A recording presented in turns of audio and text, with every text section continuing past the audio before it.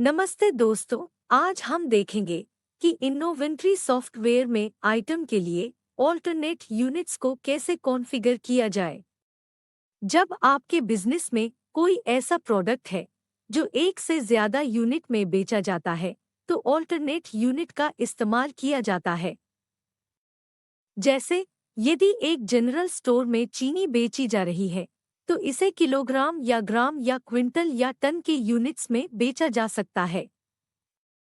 इसलिए किसी को भी प्राइमरी मानते हुए अन्य सभी को ऑल्टरनेट यूनिट कहा जाएगा। इसी तरह इलेक्ट्रॉनिक्स शॉप के लिए डीवीडी सिंगल पीस या 10, 100 आदि के पैक में बेची जा सकती है। इन पैकों की कीमत सिंगल पीस से अलग भी हो सकती है। इन्वेंटरी सॉफ्टवेयर में भी एक यूनिट को 10 के पैक, 100 के पैक आदि के रूप में फीड कर सकते हैं। इससे बिलिंग और इन्वेंट्री में आसानी हो जाती है। यूजर इन्वेंट्री सॉफ्टवेयर पर आइटम में ऑल्टरनेट यूनिट्स को कॉन्फ़िगर करने के लिए वीडियो में दिखाए गए स्टेप्स को फॉलो कर सकते हैं। सेटअप मेनू में सेटिंग्स ऑप्शन पर जाएं। उसके बाद सेटिंग की लिस्ट से इन्वेंटरी सेटिंग को सिलेक्ट करें। आइटम्स में ऑल्टरनेट यूनिट्स को एनेबल करने के लिए enable alternate units in item option को चेक करें। Use alternate units in reports option को चेक करें यदि रिपोर्ट और स्टॉक समरी में आइटम को ऑल्टरनेट यूनिट में दिखाए जाने की आवश्यकता है। Options use alternate units as default in sale और use alternate unit as default in purchase को सिलेक्ट किया जा सकता है। यदि यूजर को ऑल्टरनेट यूनिट प्रीसिलेक्टेड चाहिए, create sale purchase dialog box में सेटिंग्स को सेव और विंडो बंद करने के लिए सेव एंड क्लोज बटन पर क्लिक करें। यूजर्स अब किसी भी आइटम के लिए ऑल्टरनेट यूनिट कॉन्फ़िगर कर सकते हैं। अब हम अप्लाइड चेंजेस को मास्टर मेनू से आइटम ऑप्शन में जाके देख सकते हैं। न्यू ऑप्शन को सिलेक्ट करके हम न्यू आइटम में ऑल्टरनेट यूनिट कॉन्फ़िगर कर सकते हैं, या किसी आइटम को एडिट करने के लिए आइटम सिलेक्ट करके एडिट पे क्लिक करें। यहाँ आइटम डीवीडी एडिट करके देखेंगे कि हम अब क्या चेंजेस कर सकते हैं। यहाँ हम देख सकते हैं कि डिफ़ॉल्ट यूनिट पीसेज है।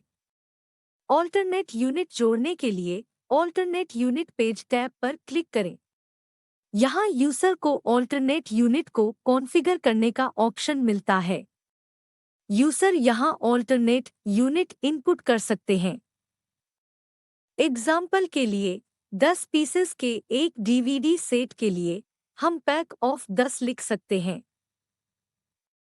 इसके अलावा एक फैक्टर इनपुट किया जा सकता है यदि प्राइमरी यूनिट और ऑल्टरनेट यूनिट के बीच कोई संबंध है।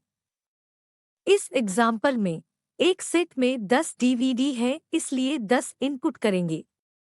यदि कोई वेट किए जाने वाले आइटम का प्राइमरी यूनिट केजी और ऑल्टरनेट यूनिट ग्राम है, तो फैक्टर 0.001 लेंगे। ऑल्टरनेट यूनिट के लिए एक अलग रेट है, तो user use alternate unit rate option को सिलेक्ट कर सकते हैं। सभी आवश्यक डिटेल्स डालने के बाद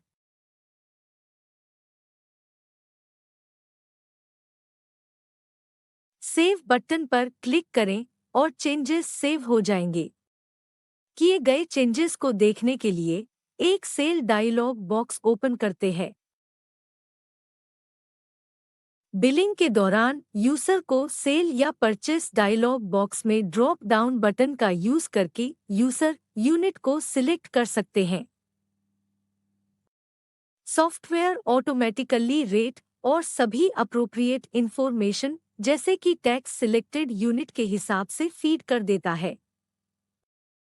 हम उस यूनिट को सिलेक्ट कर सकते हैं जिसको रिपोर्ट और स्टॉक समरी में डिस्प्ले किए जाने की आवश्यकता है।